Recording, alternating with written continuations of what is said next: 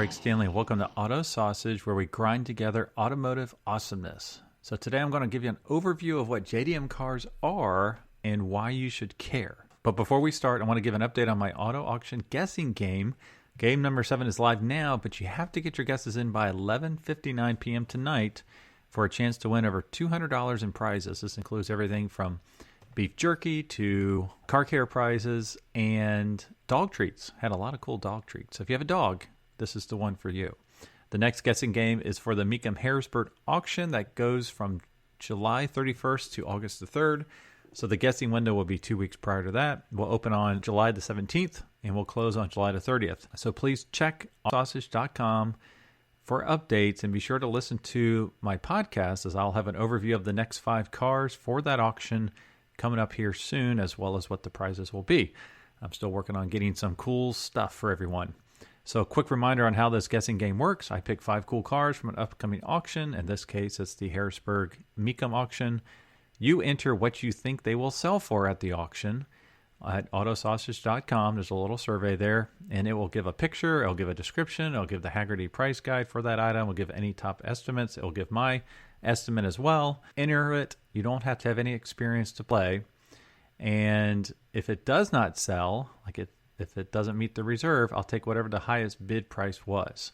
And so whoever's the closest across all 5 cars, higher or lower, will win the prize. It'll be announced on the following podcast. So podcasts come out every Thursday, and it's a fun thing to do, and we've given out a lot of great prizes. So what are JDM cars, and why should you care?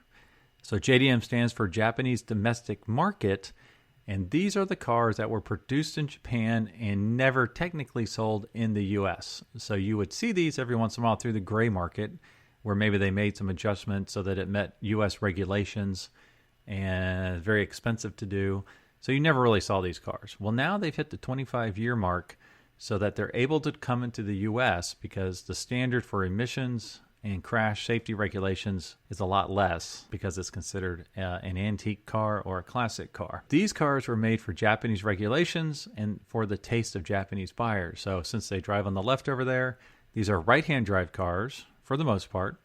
And they have cool things like usually the side view mirrors are up on the fender. There's just a lot of cool little things. They're not called the same thing typically as they are here, like the 300ZX, Nissan 300ZX over here. It's a Nissan Fairlady 300ZX over there. Some cool little differences that make them kind of neat and different, and you don't see them that often. So as more cars hit this 25-year mark, more will come to the U.S., and you'll see a larger collector market. So these prices will go up on these cars. More will come here. The really cool and special and rare ones will rise in price above all the others. So JDM cars are not a big deal until you realize how awesome they really are, and now that we can actually get them. So right now we can get anything that's pre-1995, and a lot of these cars were actually sold in Japan and through the 2002 timeframe. So as they got newer, quote-unquote newer, from 95 to 2002, they got better, more performance, more options, and those are the ones that are coming up in the next few years. So I will quantify this in the future episode. I'll say, hey, you need to buy this car next year, because it's about to come up to its 25 years. Everything that I'm talking about right now, you can find on autosausage.com, and you can check for updates on my Instagram handle @autosausage. So JDM cars are classified 2 ways. They either fall in one of 2 buckets. They're either a white plate car or a yellow plate car. So white plate cars are usually the bigger sedans, which in the U.S. are called regular sedans. They're more expensive, a little bit nicer. The yellow plate cars are usually smaller, narrower for the Japanese streets, and they cost less. So think of your service vehicles or cars that are used for daily transportation. So white plate cars are more expensive to buy and to operate than the yellow plate cars in every area. And we'll go over that here shortly. So why should you care that you can now import a JDM car? So these cars are just awesome. They're really cool. They're high performance, a lot of them. They're significantly different from their U.S. counterpart. They're fairly rare in that, instead of making 250,000 of them, maybe they make 25,000. They're quirky. Some of them have some neat things like gull-wing doors or target tops, kind of cute. And they usually have low miles on them, which we'll go into here in a second. So why are there so few, and why do they have such low miles for the most part? Well, there's 5 reasons. the cost of tolls in Japan, the traffic, public transportation, the cost to get a license, and ownership costs. So tolls in Japan are pretty high. They're not as high as honestly I thought they were, but they're still really high. So a train ride from Tokyo to Kyoto costs $120 and takes 2.5 hours. This is just for comparative sakes. If you were to drive a car, it would take 6 hours to drive, so you doubled your time, more than doubled your time. You'd have approximately $90 in tolls, and you'd have to hope that wherever you're going, there's parking, because a lot of the hotels don't actually have parking because everybody's taking public transportation or the train. And if there is parking would cost $10 to $15 per night.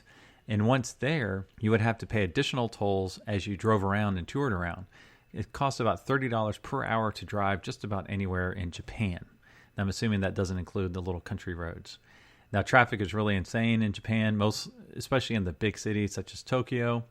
And public transportation is prolific. So they have trains everywhere. You can go anywhere in Japan you want. And they have bullet trains that connect all of the larger cities. Now, as I mentioned before, getting a driver's license is expensive. It's about $3,000. And apparently it's very hard. There's multiple levels of tests you have to take. And then the cost of owning a car in Japan, I kind of went a little nuts on this. I went a little bit of a deep dive. So before you can actually buy a car and own a car in Japan, you have to prove that you have a parking spot within about 2 kilometers of your house before you can even buy a car. You have to have proof of a parking spot. Now, what does a parking spot cost in Japan? It costs anywhere around $1,800 to $2,200 a year. So straight up, you're talking $1,800 to $2,200 just for your parking spot, which probably isn't that far off from our major cities like New York. And some other things, the inspection you have to get every 2 years is called the shaken. You're shaken down every 2 years. For a white plate car, it's approximately $1,000 to $1,400 a year. Yellow plate is a little bit cheaper, anywhere from $250 to $800. The tax on the car every year for a yellow plate car is probably around $500 a year. Insurance, if you do the regular insurance, and the additional insurance could be up to $1,000 a year. So from a cost perspective, all in on a yellow plate car, you're looking around $2,600 a year to $4,400 a year on a white plate car, depending on the cost. So a lot of money right out the gate just to, quote unquote, have the rights to own a car. So now, why are JDM cars in demand right now? There's a lot of different reasons. The Toyota Corolla AE86 kind of started the whole JDM trend. So this car was not necessarily the prettiest car, the fastest car, but what was cool about it and why it got a cult following is that it was a lightweight car. It was rear engine. You could get it with a manual shifter. It was easy to work on, high revving engine, strong afterparts industry on it. It kind of started the trend for drifting, which is huge now. So as more of these cars got out, people started drifting them. Folks started looking at, well, what else is out there that could do this? And that's where you start getting the Nissan Skylines.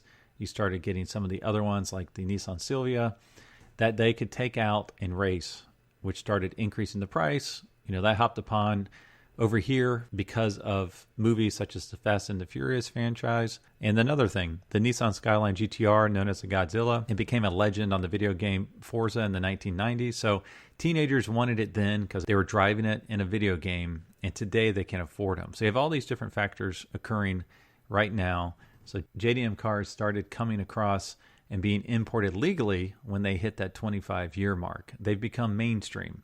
One example of how they become mainstream is my favorite magazine, Sports Car Market, has a Rising Sun article every month where it recaps recent sales of Japanese JDM cars. And I saw 5 JDM cars just this past weekend at Dayton Cars and Coffee, which is pretty cool. And they were all right-hand drive cars.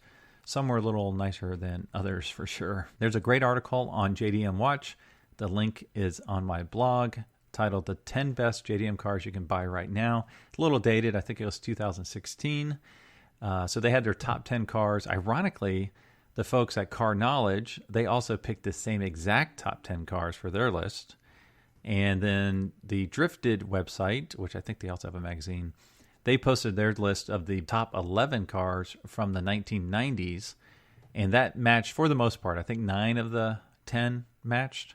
And they added a few more. They added the Nissan 300ZX and the Honda NSX, which that's not a typo. In Japan, it was called the Honda NSX. Here, it's known as the Acura NSX. So in general, the top 10 JDM cars are the Mazda RX-7. Now, everybody uses the the model type with this as well. For the Mazda RX-7, built from 1991 to 2002, it's the FD3S. That's the particular generation, which can get kind of confusing. A lot of times you'll hear a JDM driver talking about doing an engine swap. He might say, I have the Subaru Impreza, WRX STI, but I have it with a FD3S engine. So that means they put the Mazda engine into a Subaru. It gets very confusing, but hopefully one day I'll learn it all. So the top 10 again: Mazda RX-7, 91 to 2002.